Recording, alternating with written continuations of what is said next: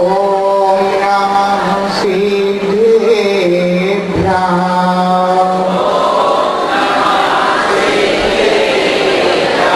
ओम नमः सिद्धेभ्यः।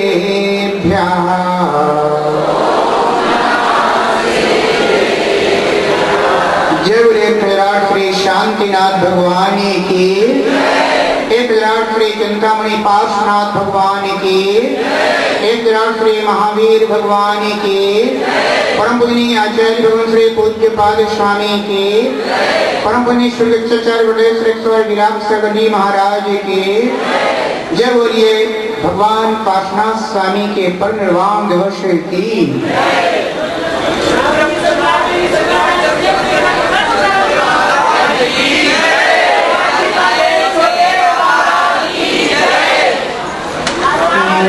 बैर न कभी बनाना जी, बैर को शीघ्र हटाना जी। बैर न कभी बनाना जी, बैर को शीघ्र हटाना जी। बैर सदा दुखदाई है, पार्श्वनाथ बन जाना जी। बैर सदा दुखदाई है, पार्श्वनाथ बन जाना जी।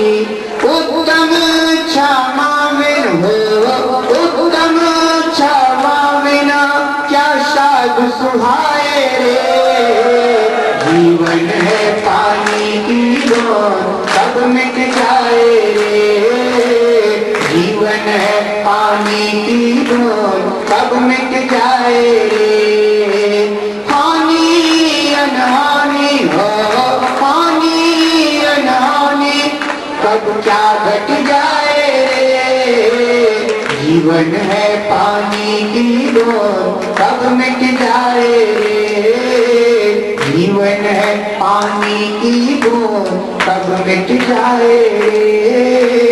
जीवन है पानी की बूंद। बंधुओं, आज 23वें तीर्थंकर भगवान पार्श्वनाथ स्वामी का निर्वाण दिवस है।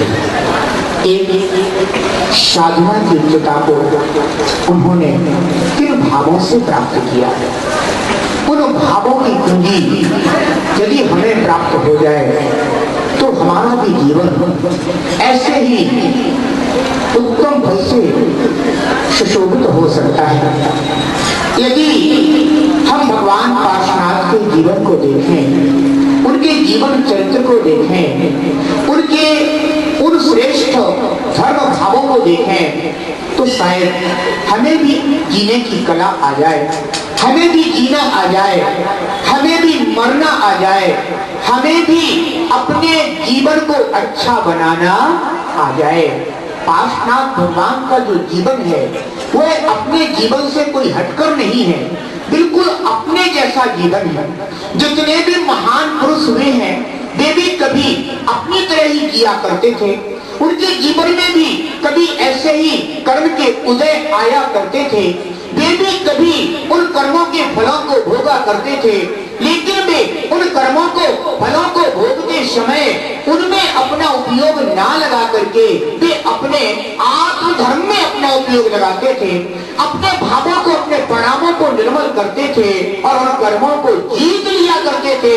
तभी कोई जीत करके बंदों कोई पार्श्वनाथ बना है।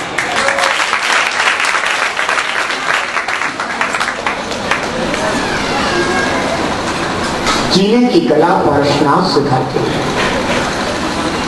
संघर्ष में जीना बल्ले ही जीवों का काम होता है। और शायद पार्श्वनाथ भगवान का जीवन कितना संघर्षमय रहा, शायद ही किसी तीर्थंकर का इतना संघर्षमय जीवन रहा। उन्होंने अपने अतीत भवों में जिन कर्मों का अवंद किया था, बंधुओं,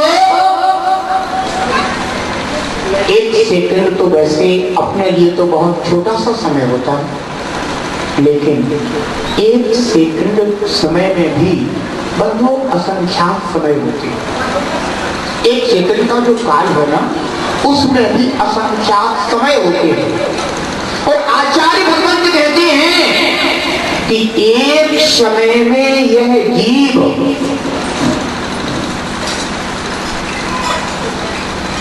सिद्धों के अनंत में सिद्धानंतम भागम अभव्य सिद्धा गणंत गुणमेव, जो अभव्य जीव हैं उनके भी अनंत गुणे कर्म को बांध देता है एक समय मात्र में। और एक सेकंड में कितने समय होते हैं? असंख्यात समय होते हैं। अगर हम अपने परिणामों पर दृष्टि डालें कि हमारे परिणाम कभी किसी जीव के साथ अपने संबंध बिगड़ जाते हैं। बंधु, परिवार में आप रहते हैं और परिवार में रहते हैं तो कभी ना कभी किसी ना किसी से अपने संबंध बिगड़ जाते हैं। परिवार में ही बैर विरोध हो जाता है, बंटवारा हो जाता है। क्या नहीं देखा जाता वर्तमान समय में। अब वो समय गया कि जब संयुक्त परिवार हुआ करते थे। अब तो वह समय है कि जब थोड़े से ही अपने पैरों पर खड़े हुए तो हर कोई ये सोचने लग जाता है कि हमारा अपना परिवार होना चाहिए। अपने परिवार में कौन होना चाहिए?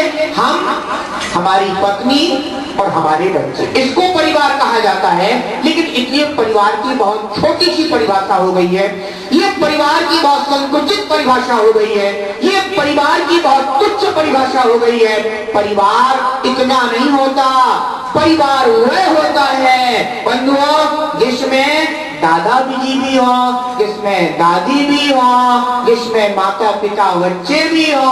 बंधुओं ऐसा उसमें भाई चाचा सभी लोग हो। बंधुओं उसे क्या कहते थे? परिवार कहते थे। लेकिन अब तो हमको हमारे प्रति परिभाषा चल रही है। सरकार ने तुम्हारे लिए बंधुओं ये प्रेरणा दी है कि बस इसी का नाम परिवार है, हम दो। तो फिर सरकार ने तुम्हें क्या शिक्षा दी है, तुम्हें क्या संस्कार दिए हैं कि तुम अपने माता पिता को अपने जीवन से हटा दो। बंधु, ये संस्कार है, समझने की बात है। हम शायद समझ नहीं पाते हैं। हम सोचते हैं कि बहुत अच्छा सूत्र दे दिया गया है, हम दो, हमारे दो, और उसका नाम परिवार है। तो बेचारे जो माता पिता हैं उनके साथ क्या सलूक किया जाए, और जो भी जो परिवार में सदस्य हैं उनके साथ क्या व्यवहार किया जाए, माने उनका बंटवारा कर दीजिए। बंधुओं, ऐसे सूत्र हमारे जीवन को श्रेष्ठ नहीं बनाते। हम उन परिवारों को अपने जीवन में देखें। भगवान राम का परिवार था बंधुओं, दशरथ का परिवार था बंधुओं, इतना बड़ा परिवार था, फिर भी वह परिवार एक साथ रहता था, फिर भी वह परिवार एक साथ रहता था। लोग कहते हैं कि भगवान राम को वनवास हुआ। बंधुओं, अगर उस समय भी ये बंटवारे की बात, भेदभाव की बात मन में नहीं आती तो मैं कहता हूँ शायद इतनी बड़ी रामायण ना लिखी जाती। आज एक रामायण लिख गई है, हम उस रामायण से कभी उनके आदर्शों को नहीं चुनते, हम उनकी महानताओं को ग्रहण नहीं करते। आज वैसा ही चरित्र बंधुओं हर घर परिवार में देखा जा रहा है। कोई छोटी मोटी रामायण नहीं है। राम की रामायण और छोटी थी, अगर तुम्हारी रामायण लिख दी जाए ना तो हमें लगता है कि इतनी लंबी हो जाएगी कि जिसकी कथा। ध्यान रखना, क्यों? क्योंकि उस समय तो फिर भी बहुत से आदर्श कायम थे और उन आदर्शों के बीच में राम ने अपना जीवन दिया, उन आदर्शों के बीच में भक्त ने अपना जीवन दिया। लेकिन आज बंधुओं ना तो राम के आदर्श दिखाई देंगे ना भक्त के आदर्श दिखाई देंगे। अगर आदर्श दिखाई देंगे तो बंधु मात्र रावण के दिखाई देंगे। इसलिए बंधु आज की रामायण बहुत लंबी हो जाएगी। कहने का तात्पर्य है कि हमारे परिवारों के बीच में कुछ ऐसी संकुचित धाराएं पैदा हो गई हैं। मैं एक जगह पर था, दो भाई थे, दोनों भाई मेरे पास आए और आकर के कहने लगे कि गुरुदेव एक विशेष आशीर्वाद दे दो। मैंने कहा भैया मैं साधु सामान्य हूँ तो आशीर्वाद ही सामान्य मिलेगा। जब मैं साधु ही सामान्य हूँ तो फिर जो जैसा होता है उसके पास वैसा ही तो मिलेगा। मैंने कहा भैया मैं सामान्य साधु हूँ, मेरे पास सामान्य आशीर्वाद मिलेगा। यदि तुम्हें कोई विशेष आशीर्वाद चाहिए तो भाई किसी विशेष साधु के पास जाओ। ध्यान रखो बंधुओं, उन्होंने मुझसे कहा कि आचार्य श्री कोई विशेष आशीर्वाद दे दीजिए। मैंने कहा एक सच्चा निर्ग्रंथ साधु होगा तो उसके पास विशेष नहीं होगा, और अगर उसके पास आशीष होगा तो सबके प्रति संभाव से होगा, वही विशेष होगा। बंधुओं, सबके प्रति समदृष्टि रखना, सबके प्रति समभाव रखना, यही साधु का विशेष होता है। अगर ये नहीं है तो बंधुओं वो साधु का, वो तो सामान्य से भी, क्योंकि बंधुओं भेदभाव साधु की दृष्टि में नहीं होता है। हमारे तीर्थेश पार्श्वनाथ भगवान, इनकी क्या विशेष दृष्टि कहें, जिन्होंने अपने जीवन को बंधुओं, ये घटना कहीं और से नहीं घटी। दुनिया में आज तक जितनी भी घटनाएं घटी होंगी बंधुओं, वे सब परिवार से पैदा होती, सारी घटनाएं बंधुओं परिवार से पैदा होती हैं। और अगर आज हम पार्श्वनाथ भगवान का निर्वाण महामहोत्सव मनाते हैं और उनके उपचर्यों पर चिंतन करते हैं, विचार करते हैं, तो हमारी रूह कांप जाती है, हमारी आत्मा कांपने लग जाती है कि अहो, एक आत्मा ने और इतने महान महान घोर घोर उपचर्यों को सहन करके भी अपनी क्षमा को नहीं छोड़ा। धन्य है पार्ष प्रभु, हम आपके ही चरणों के दास हैं प्रभु, मुझे आपसे कुछ नहीं चाहिए, सिर्फ आप क्षमा की एक बूंद हमारे भीतर डाल दें, वो क्षमा का नीर मेरी आत्मा को स्नापित कर दे, अभिषेक करा दे मेरी आत्मा का। मैं समझ लूंगा भगवान कि हमने आपका अभिषेक कर लिया, मैंने आपकी शांति धारा कर ली। वही क्षमा का नीर हमारी आत्मा को अभिषेक कर देगा, स्नापित कर देगा, हमारी आत्मा में से बंधे विभावों का डेरा उठ जाएगा, मेरा आत्मा निर्मलता को प्राप्त हो जाएगा। समझ लेना कि मेरा उसी में निर्माण हो जाएगा, क्योंकि बंधु निर्माण कर्मों का नहीं होता, निर्माण तो हमारे विभावों का होता है। जिस दिन हमारे विभावों का अभाव हो जाएगा उस दिन हमारा आत्मा स्वभाव को प्राप्त हो जाएगा, हमारी आत्मा का निर्माण हो जाएगा। इसलिए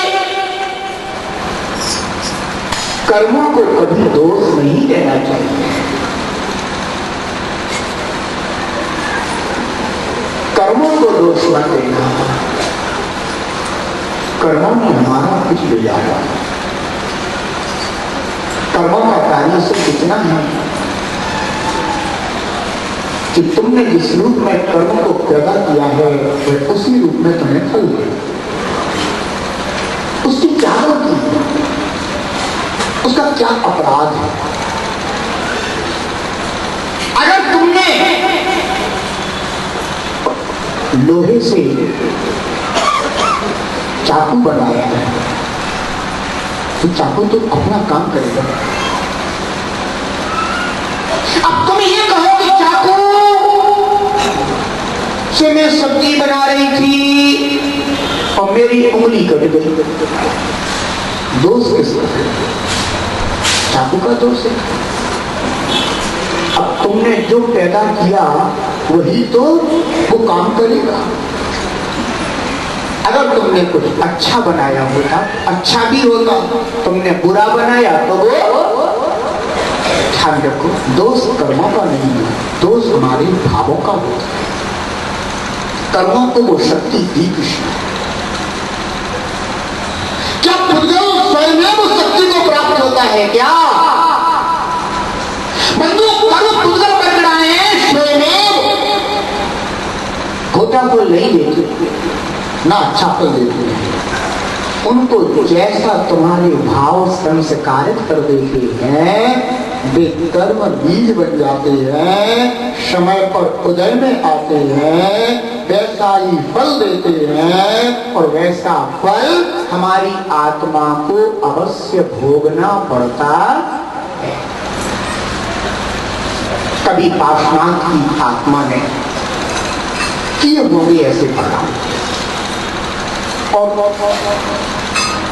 एक समय का परिणाम, ये तो सेकंड तो असंख्या समय हो जाती है, एक समय में बांधे हुए कर्म कितने होते हैं? सिद्धा अंतिम भागम अभक्त सिद्धा गणंत गुण गए। अभक्त जीव लोक में जितने हों उनसे भी अनंत गुने कर्म एक समय में हमारी आत्मा से बंध को प्राप्त होते। और जिस तीव्रता की कषाय होती है बंधु, उसी तीव्रता का स्थिति बंध और अनुभाव बंध होता है, यानी काल निश्चित होता है। इतने लंबे समय तक अब यह कर्म उदय में आकर के फल देता नहीं।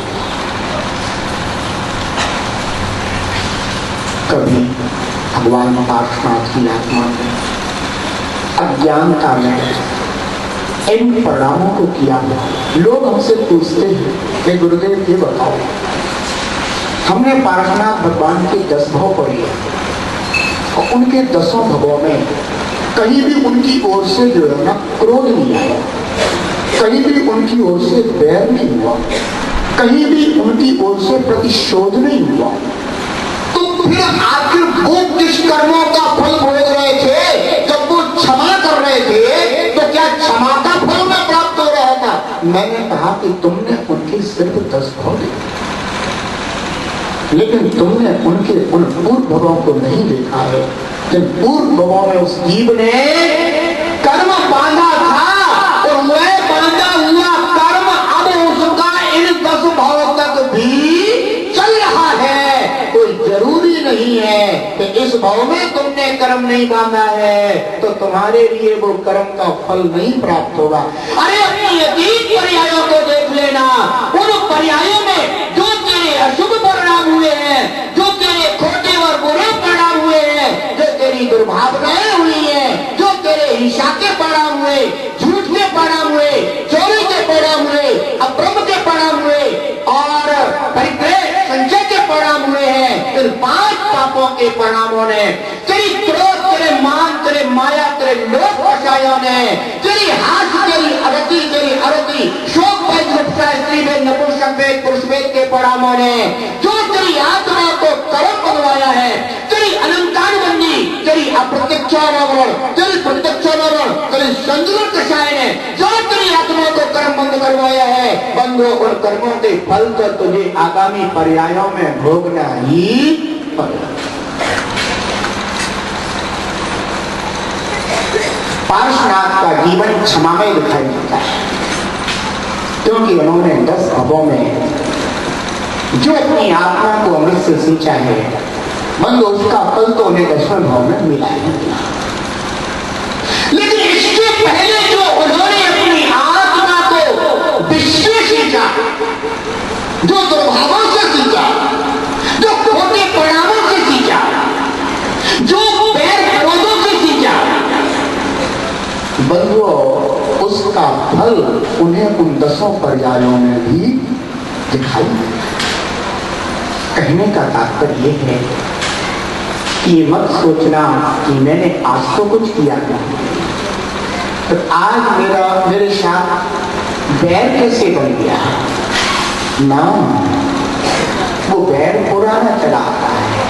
अनेक भवों से बंधा हुआ बैर बंधु जीव के साथ चला आता है, और जीव जन्म का कहीं है, कोई जीव जन्म का कहीं है, लेकिन उन पूर्व कर्मों के कारण वे जीव कैसे होते हैं, एक साथ आ मिलते हैं और फिर उनके बैर भाव जागृत होते हैं। अब बतलाओ, कहाँ राम, कहाँ रावण है, कहाँ रावण की लंका, कहाँ विद्याधर, कहाँ कर्मभूमि यहाँ के, है ना, फिर भी कैसे संयोग बन जाते हैं। बंधुओं, पार्श्वनाथ का जीवन यद्यपि इतनी दूरी का नहीं था, इनका पारिवारिक जीवन था। एक सम्राट थे जिनका नाम था अरविंद, और उनके मंत्री थे जिनका नाम था विश्वभूति। बहुत ही सुयोग्य मंत्री थे, धर्मात्मा थे, निर्ग्रंथ मार्ग के उपासक थे और जिनेंद्र भगवान की आराधना करके अपनी आत्मा को निरंतर कर्मों से हल्का करते रहते थे। एक दिन विश्वभूति जो मंत्री थे, बंधुओं, उन्होंने अपने जीवन के विषय में विचार किया, अपनी पर्याय के विषय में चिंतन किया कि अरे रे, ये कार है मुझे अज्ञानी को कि मैंने इतना सारा समय एकमात्र गृहस्थ जीवन को व्यतीत करते हुए गुजार दिया है, मैंने कितने कितने कर्मों का बंध किया है। अब मुझे अपने आत्म कल्याण के विषय में भी चिंतन करना चाहिए। और उनका ऐसा वैराग्य जागा, उनकी आत्मा में ऐसा वैराग्य भाव प्रस्फुटित हुआ कि उन्होंने तुरंत ही सम्राट से कहा कि वो राजन, हमने वर्षों तक आपके इस प्रधानमंत्री के पद को सुशोभित किया है, आपने मेरे ऊपर महान उपकार किया है, लेकिन अब मैं अपने आत्म कल्याण को प्राप्त होना चाहता हूँ। अब मैं एक निर्ग्रंथ मुनि अवस्था को प्राप्त होकर के और अपने इस पर्याय को सार्थक करना चाहता हूँ। और बंधुओं, विश्वभूति मंत्री वैराग्य को प्राप्त हो गए। ऐसा समय चलता था कि जो मंत्रियों के पुत्र होते थे उनको फिर अगर सुयोग्य होते थे तो उन्हें उसी पद पर आसीन कर दिया जाता था। सम्राट ने विचार किया कि विश्वभूति मंत्री के दो पुत्र हैं, बड़ा पुत्र जिसका नाम है कमठ और छोटा पुत्र जिसका नाम है मरुभूति। इन दोनों पुत्रों में हमारे राज्य पद के योग्य पुत्र कौन है? तो उन्होंने विचार किया कि सुयोग्यता छोटे पुत्र में है, क्योंकि बड़ा पुत्र तो स्वभाव से ही क्रूर है, स्वभाव से ही निर्दयी है, स्वभाव से व्यसनी है। इसी यदि हमने इसको राजपद पर, प्रधानमंत्री पद पर सुशोभित कर दिया तो राज्य का संचालन बिल्कुल बिगड़ जाएगा, खराब हो जाएगा। तो उन्होंने छोटे भाई मरुभूति के लिए प्रधानमंत्री के पद पर सुशोभित कर दिया। बस इतना सा भाव बंधुओं, वह बड़ा भाई सहन नहीं कर पाया और उसने अपने अंदर यह विचार किया कि मैं बड़ा था और छोटे को प्रधानमंत्री पद पर आसीन कर दिया गया। उसके अंदर कहते ना बंधुओं कि अग्नि को अगर हवा से फूंका जाए तो बंधुओं धधकती, उसकी विशेषता है। और पानी को अगर फूंक मारी जाए तो वो शीतलता को प्राप्त हो जाता है। ये अपने अपने स्वभाव होते हैं बंधु। अग्नि को अगर फूकोगे तो वो और अधिक फूंक वही है, कोई अलग नहीं है। वो उसी फूंक से अगर पानी को तुमने संस्कारित किया तो वो शीतलता को प्राप्त हो जाता है। ये अपने अपने स्वभाव होते हैं बंधुओं। परिणाम क्या हुआ कि वह मूढ़ था, अज्ञानी था, दुर्गति का पात्र था, इसलिए वह अपने छोटे भाई का वह सम्मान सहन नहीं कर पाया और मन ही मन विचार क्या करने लगा कि इस छोटे भाई ने मेरा अपमान किया है। अब बताओ इसमें छोटे भाई का क्या, उसने कोई राजनीति तो करी नहीं थी, उसने कोई सिफारिश लगवाई नहीं थी, किसी के सामने उसमें गिड़गिड़ाया नहीं था।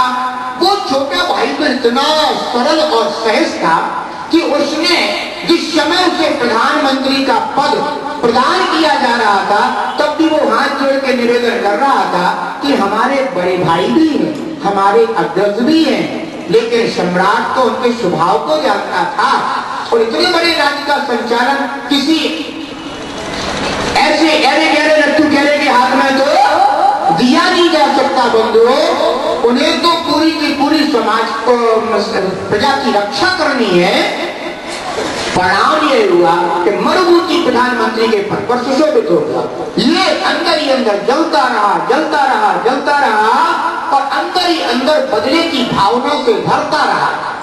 एक दिन ऐसा आया कि अरविंद राजा के लिए अपने प्रधानमंत्री के साथ और अपनी सेना के साथ पड़ोसी सम्राट से कुछ संबंध बिगड़ने लगे तो उन्हें उधर अपने राज्य कार्यवशात जाना पड़ा। और इधर ये जो था कमठ, इस कमठ ने जहां अनेक प्रकार के बंधु राज्य में खोटे काम करे, उपद्रव फैलाए, उसके साथ साथ इसने अपनी ही छोटे भाई की पत्नी के साथ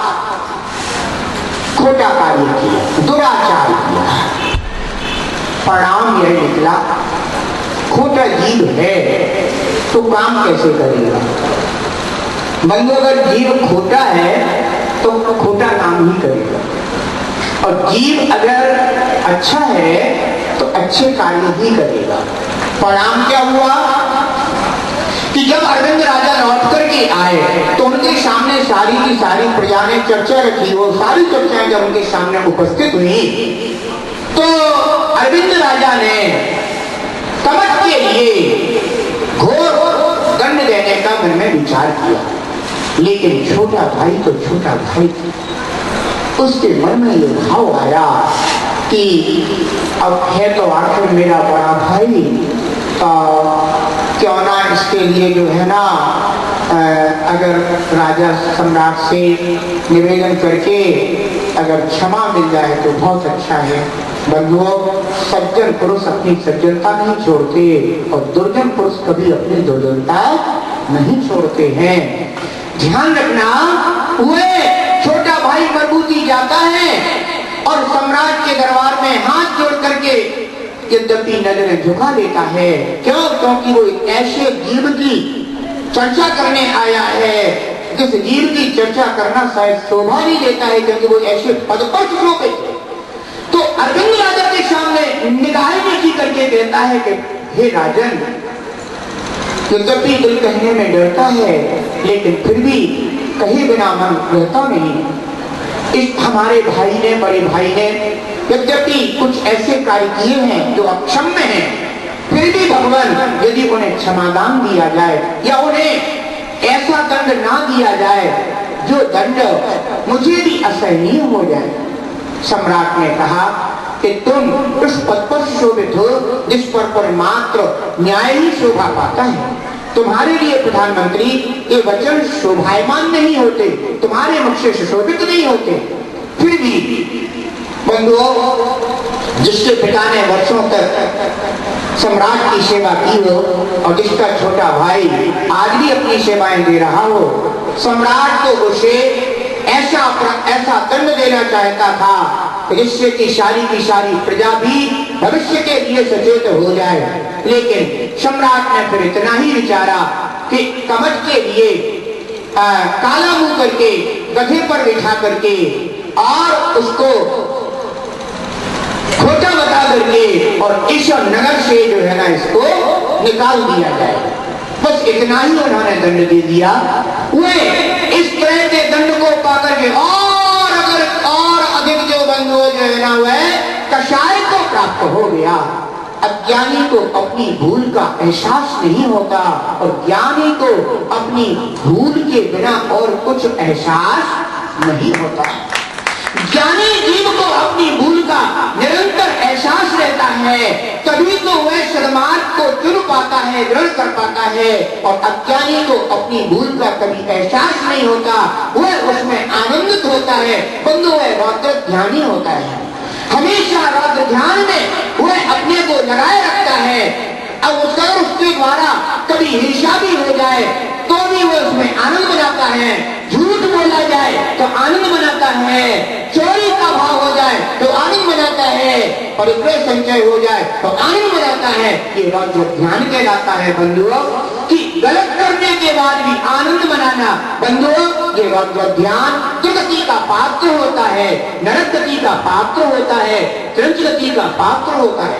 ध्यान रखना बंधुओं, वह और अधिक तेज को प्राप्त हो गया और भूतल पर्वत के ऊपर चला गया और वहां पर जाकर के एक विशाल किला को लेकर के और खोटी तपस्या करने लगा, खोटी सिद्धियों के विषय में चिंतन करने लगा कि मैं ऐसी सिद्धियां करूंगा। परंतु सिद्धियां तो अपने सम्यक मार्ग में भी होती है, ऐसा नहीं है कि समीचीन मार्ग में सिद्धि नहीं होती है, लेकिन समीचीन मार्ग की जो सिद्धि होती है वे स्वयं हो जाती है। और खोटी जो सिद्धियां होती है उनको लोग करने के लिए जो है ना ऐसे खोटे स्थानों का चयन करते हैं जहां पर बैठ करके उन्हें वे खोटी सिद्धि हो जाए और फिर उनके माध्यम से खोटा कार्य कराया जा सके।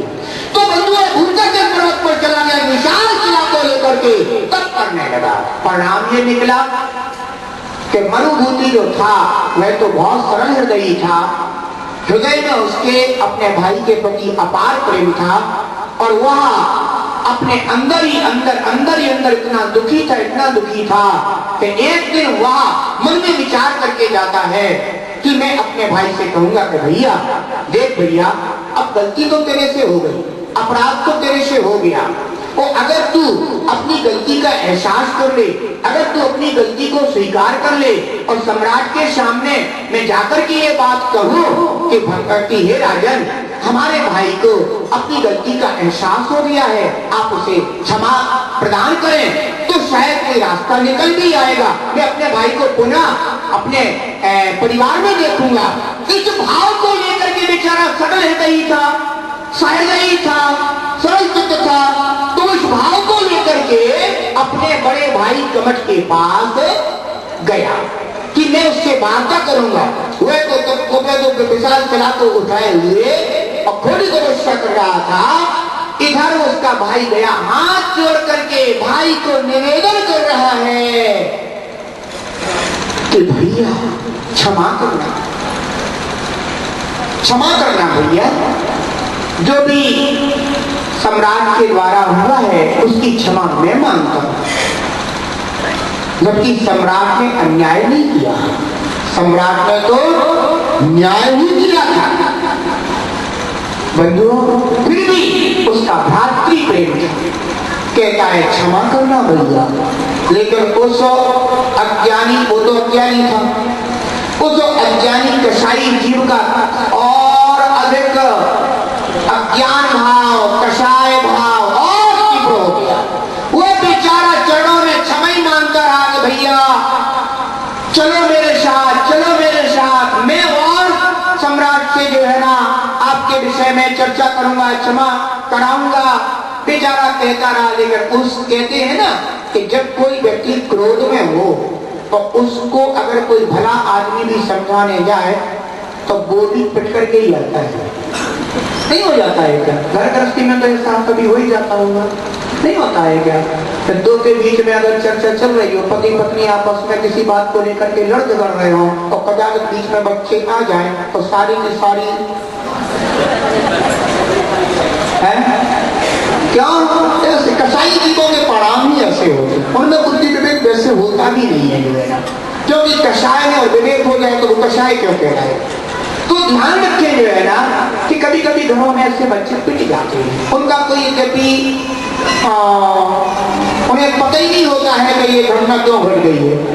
वो तो बेचारे बिल्कुल सरल हृदय ही होते हैं, वो सोचते हैं कि हम शायद बीच बचाव कर देंगे अपने माता पिता के बीच में, लेकिन वे बेचारे बीच बचाव को नहीं कर पाते क्योंकि वो बहुत छोटे होते हैं, लेकिन वे पिट करके अपने एक तरफ हो जाते हैं।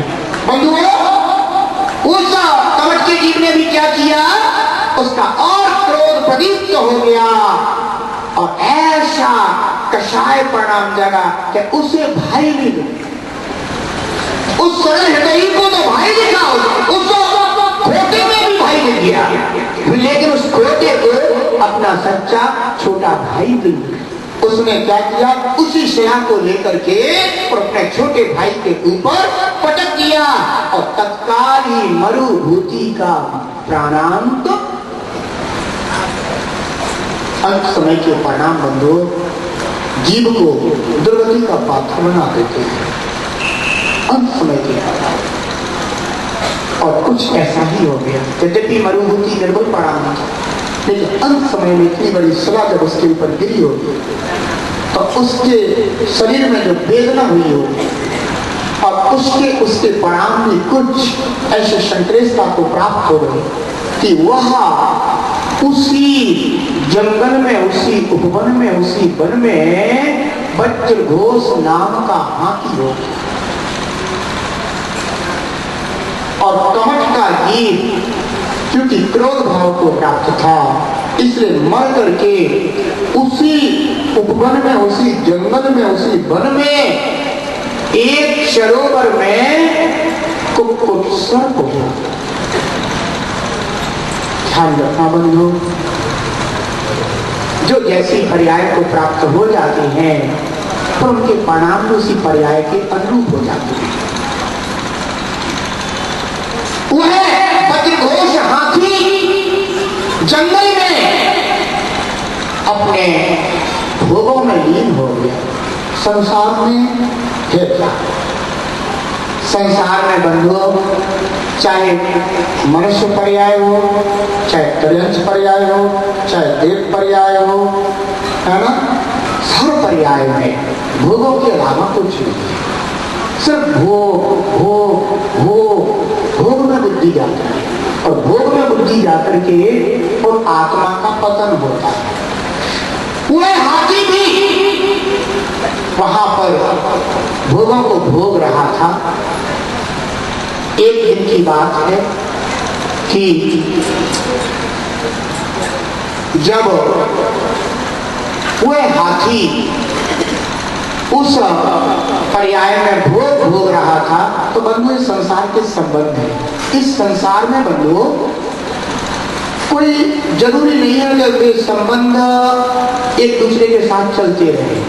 किसी का संबंध किसी के साथ बन जाता, किसी का संबंध किसी के साथ बनता, फिर किसी का संबंध किसी के साथ बनता, ऐसे ही होता है। इस संसार में आज जो माँ है वह पुत्री हो जाती है, पुत्री है वो माँ हो जाती है ना। पत्नी है वो पुत्र हो जाती है, पुत्र है वो पत्नी हो जाता है। लेकिन ऐसे संबंध इस संसार में बंधुओं चलते रहते हैं। जो कवच की स्त्री थी वह भी मरण करके जो है ना और हथनी पर्याय को प्राप्त हुआ, और वह मरुभूति का जीभाती पर्याय को प्राप्त हुआ। तो अब वे दोनों भोग रहे थे, तो एक तो उसको पुत्र की दृष्टि पड़ गई,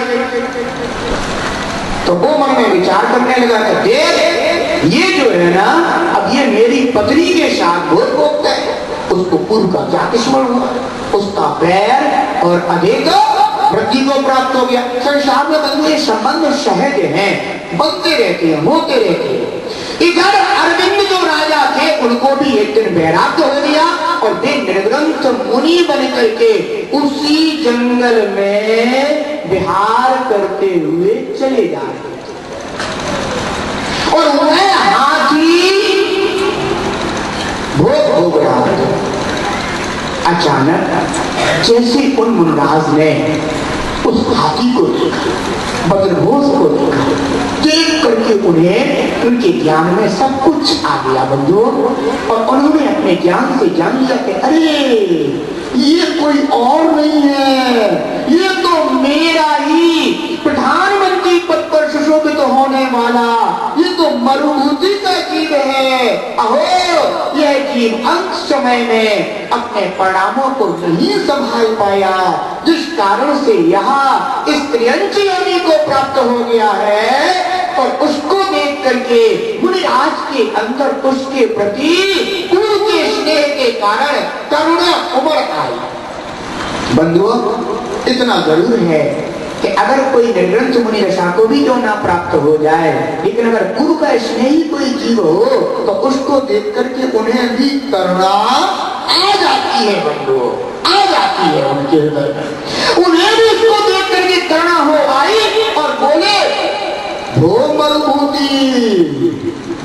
जैसे उस बद्रघोष हाथी ने अपना पूर्व भाव का नाम सुना तो उसे भी पूर्व भाव का जाति स्मरण हुआ, और वो ये नाम सुनकर उसे पूर्व का सब कुछ ख्याल में आ गया। तो वह चिंतन करता है, अरे मैं पहले कैसा था और अब मैं कैसे पर्याय को हो गया। काश मैंने अपनी संश्लेषता को छोड़ दिया होता, मेरी संश्लेषता ना बनती तो शायद मैं क्लेश पर्याय को प्राप्त ना होता। और उसकी आंखों से झर झर झर झर झर झर आंसू प्रवाहित होने लगे, और वह हाथ जोड़ करके अरविंद मुनि के समक्ष बैठ गया। हे भगवान, मैं उस पर्याय में तो अपना कल्याण नहीं कर पाया, अब मेरा इस पर्याय में कल्याण करो, कल्याण करो, कल्याण करो। आप पूर्व भाव में भी मेरे स्वामी थे, और अब तो इस भाव में आप मुझे ऐसे स्वामी के रूप में मिले हैं जिस स्वामी को प्राप्त करने के बाद पर्याय ही धन्य धन्य होती है। हे प्रभु मेरा कल्याण करो, कल्याण करो, कल्याण करो। झरझर आंखों से बहते हुए आंसू मानो पश्चाताप को बता रहे हो। मुनिराज ने कहा, वो पुत्र वो बक्सर बद्रघोष, वो गजराज, अब तुम इस पर्याय में जितना उत्कृष्ट धर्म पालन कर सकते हो मैं उतना तुम्हारे लिए देता हूं। और अरविंद मुनि ने उन्हें श्रावक धर्म के विषय में बताया, अनुव्रतों के विषय में बताया। और बंधुओं, उस हाथी ने समझो कि अपने अंतरंग का सारा सब कुछ चमक निकाल करके रख दिया और मुनराज के द्वारा बताए हुए अनुव्रतों को धारण कर लिया। अब मैं अपने जीवन में जितने जीवन शेष है उसमें श्रावक धर्म का पालन करूंगा और अपनी आत्मा का हित करूंगा। वह वज्रघोष हाथी कोई और नहीं है, यह वज्रघोष हाथी वही है जो आगे जाकर के भगवान पारशुनाथ बनने वाला है। अनुव्रतों को धारण कर लिया, अब वह अनुव्रती श्रावक हो गया। बंधुओं, वज्रघोष हाथी ने जैसे श्रावक के व्रत अंगीकार किए तो उसका कुंडली साफ करने लगा। अब एक त्रंच जीव अपने अनुव्रतों का पालन कैसे करे? अरे कोई मनुष्य हो तो फिर भी घर परिवार में सारी व्यवस्था बन जाएगी, लेकिन वो कैसे अपना पालन करे? अब वह हाथी बिल्कुल शांत हो गया, सभी हाथियों के बिल्कुल पीछे पीछे नीची दृष्टि रखता हुआ गमन किया करता था। कभी अगर उसके लिए कोई किसी प्रकार का दुख पहुंचा दे, कष्ट पहुंचा दे, पीड़ा पहुंचा दे तो वह उग्र नहीं होता था, बिल्कुल सहज शांत भाव से सहन कर लेता था। मन में यही विचार करता था कि मैंने अतीत में जो कर्म बांधे हैं उन कर्मों का उदय हो रहा है, लेकिन अगर आज मैंने यह इनके प्रति क्रोधादित भाव कर लिए तो मुझे आगामी भव में पुनः भोगने पड़ेंगे। ऐसा हुए अनुव्रती श्रावक सब हाथियों के पीछे पीछे चलता था। वह जब सभी हाथी जिस रास्ते से गुजर जाते थे तो वह पीछे पीछे उस रास्ते से परास्त हो जाने पर उस रास्ते पर आगे बढ़ता था। उसे भूख तो लगती थी लेकिन वह पत्तियों को तोड़ करके नहीं खाता था। जब अन्य हाथी गण बच्चों से पत्तियां खाते थे, तोड़ते थे, गिराते थे तो जो गिरी हुई पत्तियां रहा करती थी उन्हीं को वह खा करके अपनी क्षुधा की वेदना को शांत किया करता था। अब वह हाथी रात्रि में भोजन आदि कुछ भी नहीं करता था। वो श्रावक को विचार कर लेना, अगर तुम रात्रि में भोजन करते हो तो तुम शायद एक वज्रघोष हाथी से भी त्रंच से भी गए बीते हो। ध्यान रखना बंधुओं, कहाँ तुम्हें त्रंच जीव की पर्याय, कहाँ तुम्हारी है उत्कृष्ट मानव पर्याय। विचार करना बंधु, अपने विषय में चिंतन करना, पार्श्वनाथ भगवान के जीवन चरित्र से कुछ प्रेरणा लेना और आप भी अपने जीवन में श्रावक धर्म को धारण करना। वह रात्रि में ना भोजन करता था ना पानी पीता था। हाँ, सूर्योदय की 2 घड़ी के बाद जब हाथियों का झुंड सरोवर में पानी पीने के लिए जाया करता था तो वह भी पीछे पीछे वह उन हाथियों के द्वारा जो विरोधित पानी होता था उस विरोधित पासुक पानी को वह पीकर के अपनी प्यास बुझाता था। एक दिन की बात थी कि जैसे ही वह पानी पीने के लिए सरोवर पर गया और उधर अन्य हाथीगण बाहर निकल गए तो वह जो कुक्कुट सर्प उसमें रह रहा था उसका पूर्व भव का बैर पुनः जागृत हो गया। यही है वो जिसके कारण मुझे देश से निकाला गया, नगर से निकाला गया था, वो यही है, जबकि उस बेचारे ने कुछ नहीं मिला। ध्यान रखना बंधुओं, उसने उसको अपना बैरी जान करके और उसके पैर को भक्षण कर लिया, पैर में काट लिया, पैर को लील लिया और उस हाथी को उसी सरोवर के कीचड़ में फंसा दिया। बंधुओं,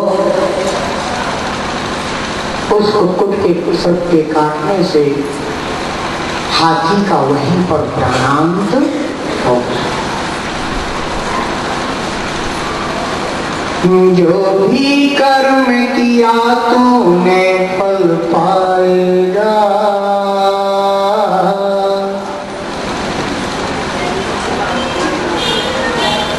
कर्म किया तेरा निष्फल न जाएगा। जो भी कर्म किया तूने फल पाएगा, कर्म किया तेरा निष्फल न जाएगा।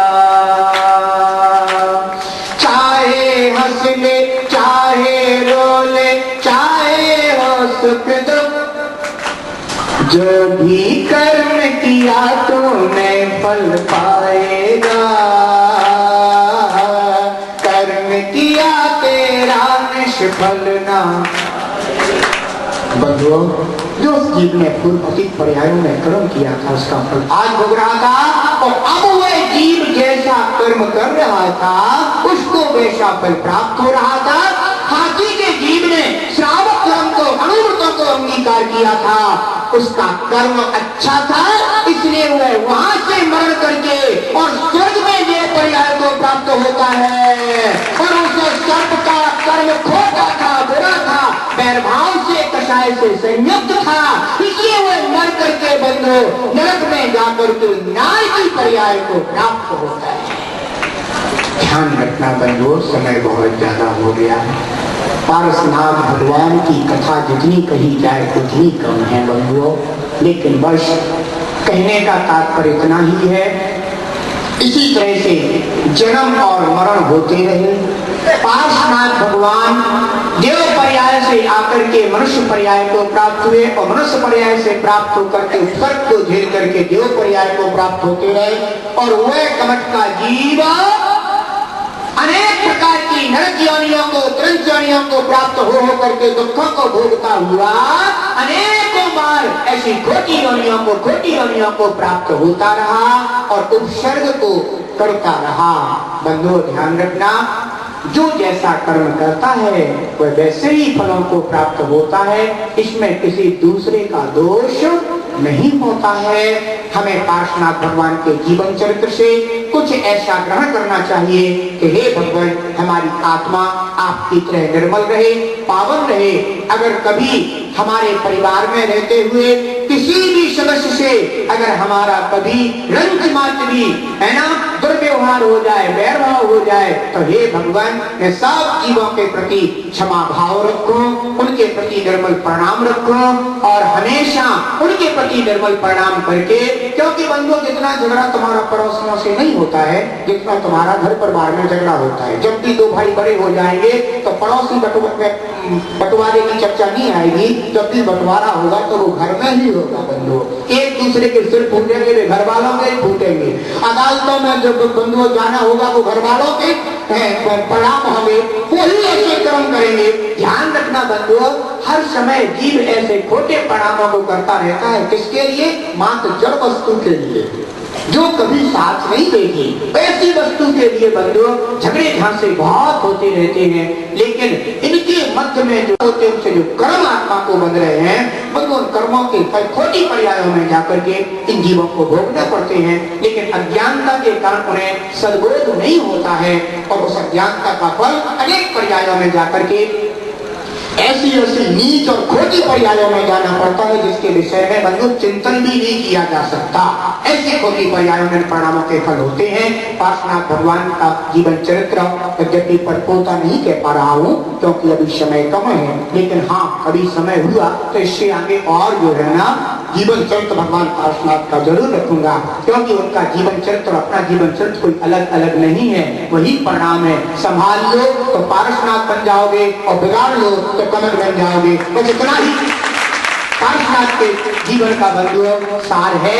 इसलिए हम क्यों ना अपने परिणामों को संभालें। बैरभाव अगर कभी किसी से बन जाए तो बंधु उसके लिए तत्काल छोड़ने की कोशिश करना, क्योंकि अगर कषाय के वासना काल से बाहर चला गया दुर्गति का पात्र बना देगा, अनंतर गंगी में डाले जाएगा। ऐसी नीच पर्याय में जीव को जाना पड़ेगा, जहाँ से निकलना बंधु मुश्किल हो जाता है।